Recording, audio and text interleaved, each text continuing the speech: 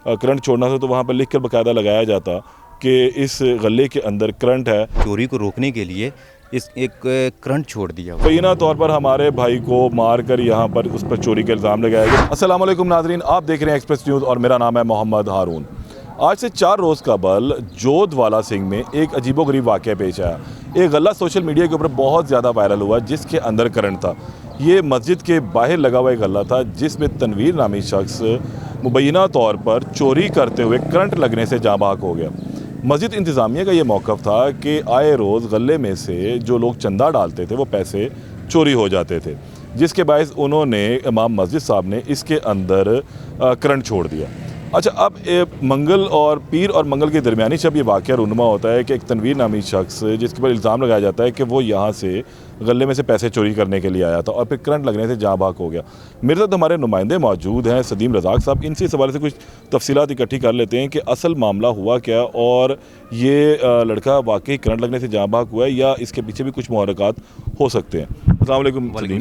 सदीम, क्या मामला है ये, क्या वाक़या रूनुमा हुआ है? पतोकी का नवाई इलाका है जोध सिंह। यहाँ पे मस्जिद का जो गला लगाया गया था चंदे वाला, उसमें रोज़ाना की बुनियाद पर चोरी हो रही थी। तो इमाम मस्जिद और इंतज़ामिया ने मिलकर इस चोरी को रोकने के लिए एक करंट छोड़ दिया उसमें गले में खुफिया तौर पर, जो रात को लगा दिया जाता था और दिन को उतार दिया जाता था। तो ये इसी तरह ये मामला हुआ। ये रात को गए हैं, इन्होंने पैसे निकालने की कोशिश की गले से और इसको करंट लगा और ये मौके पर जाँ बहक हो गया है। ये तनवीर नामी शख्स था। तो ये पुलिस ने आके मौके पर कार्रवाई की है और 6 अफराद के ख़िलाफ़ मुकदमा दर्ज कर लिया है।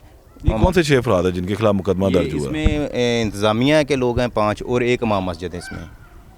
अच्छा तनवीर, सदीम मुझे एक बात बताएं, एक मेरा सवाल है छोटा सा आपसे कि ये एक छोटा सा इलाका है जोध सिंह वाला, तकरीबन को 20-25 हज़ार नफूस की इधर आबादी होगी। इस गले में जो आपने बताया कि रोज़ की बुनियाद पर चोरी हो रही थी, तो ये रपट दर्ज करवाई जाती थी चोरी की?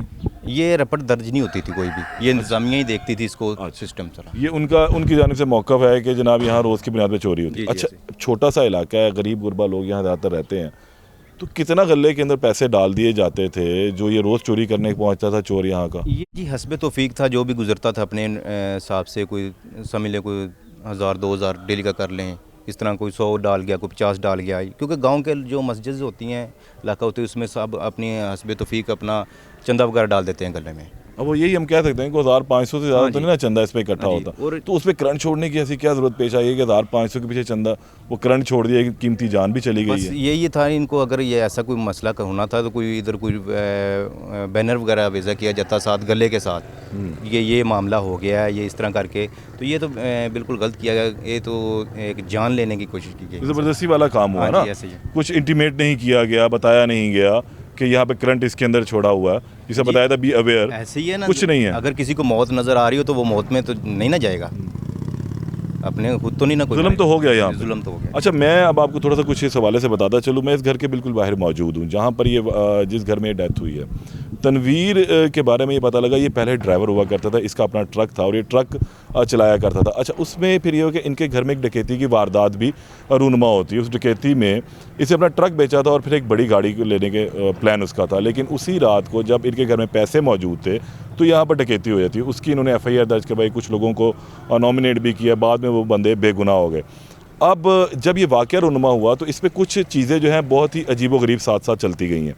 अच्छा सदीम, मुझे ये भी बताएं, इसमें इनके घर वालों ने कोई माफ़ीनामा लिख कर दिया, सुलहनामा, वो क्या है, वो क्या स्टोरी, इन्होंने कार्रवाई क्यों नहीं करवाई? इन्होंने बयान हल्फी दिया है, ठीक है, क्योंकि ये गाँव का एक मामला है इकट्ठा, वो सब ने मिल के एक बयान हल्फी दिया गया इसमें। तो वो घर वालों ने बयान हल्फी जमा करवा दिया, इसमें मदीय जो वो पुलिस की है, ठीक है, मुकदमे में। ठीक, अभी देखिए ना, ये जो मुकदमा दर्ज हुआ ये पुलिस की मुद्दत के अंदर दर्ज होता है और मस्जिद इंतज़ामिया के ख़िलाफ़ दर्ज होता है करंट लगने से बंदे के जाँ बहक होने का। अच्छा, इसमें एक अहम चीज़ ये है कि हादसाती मौत इसको जो है वो करार नहीं दिया गया, ये बल्कि बाकायदा तौर पर इसको करंट जो छोड़ा गया गैर कानूनी तौर पर बताए बगैर उसको इसमें शामिल किया गया। दूसरे वाक़या फिर कुछ इस तरह चलता है, मैंने आज भी इस फैमिली से बात की और बहुत ज़्यादा उनको कन्विंस भी किया, वो राज़ी भी हो गए, लेकिन मामला जो है फिर किसी तरफ जिसे कहते हैं ऊँट किसी करवट नहीं बैठा। रीज़न ये था कि फ़ैमिली बहुत ज़्यादा जो है वो प्रेशराइज्ड है गाँव की इंतज़ामिया की जानिब से कि अगर वो बात करेंगे तो फिर इन लोगों का यहाँ जीना महाल हो जाएगा।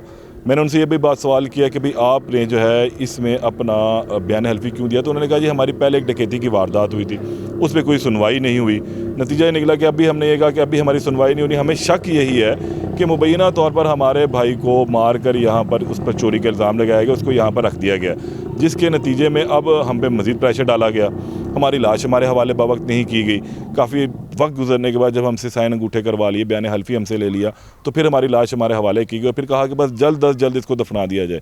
और अब भी जब हम यहाँ पर आए थे तो इस घर के बहुत ज़्यादा प्रेशर जो है हमें वो नज़र आया। उनके घर वाले राज़ी भी थे बात करने को, लेकिन फिर बाद में भी गांव के और जो इलाके के लोग हैं, मुअज़्ज़िज़ीन इलाका जिसे हम कह सकते हैं, वो यहाँ पर आए। उन्होंने कहा जी अभी इसको थोड़ा सा डिले कर ले, हम आपको बता देंगे कब हमने बयान इस तमाम मामले के अंदर देना है। तो ऐसी सूरत हाल जो अब चल रही है, मामला अभी तक किसी तरफ क्लियर नहीं हो पा रहा कि आया ये जो लड़का यहाँ पर मरा है कि उसकी जो खून है वो किसके हाथ पर तलाश करना है, और ये सवाल अभी तक मौजूद है। इस इलाके में ये गला मौजूद है और जो इतलात आई हैं कि अब उस गले को पुलिस ने वहाँ से उखाड़ दिया है, वो गला वहाँ पर अब मौजूद नहीं है।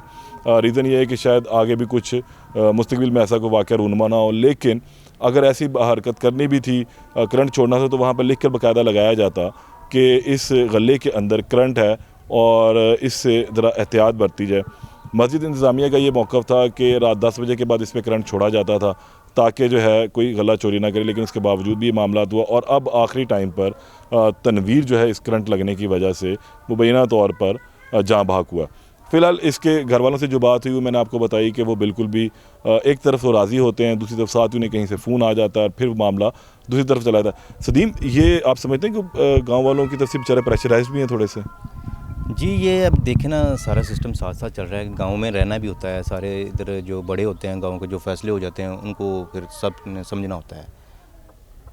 तो अभी फिर हम ये क्लियर हो रहा है कि थोड़े प्रेशराइज्ड हैं चीज़ें? जी, ऐसे ही है। ठीक, सदीम से भी हमारी बात हुई। सदीम ने भी हमें बहुत सारी चीज़ें क्लियर कर दी हैं कि कुछ चीज़ें जो हैं इस वक्त चल रही हैं, और यही कहेंगे कि इस लड़के को अगर वाकई ही करंट लगने से इसकी जान बहक हुआ है तो फिर अल्लाह और इसका मामला है, लेकिन अगर ये कत्ल है तो फिर इसकी भी तफ्तीश होनी चाहिए। पुलिस दोनों एंगल से चीज़ों को देखे और मज़ीद तफ्तीश जो है वो करके इसको असल मंतकी अंजाम तक पहुँचाए और लवाहिकीन को इंसाफ फराहम करे।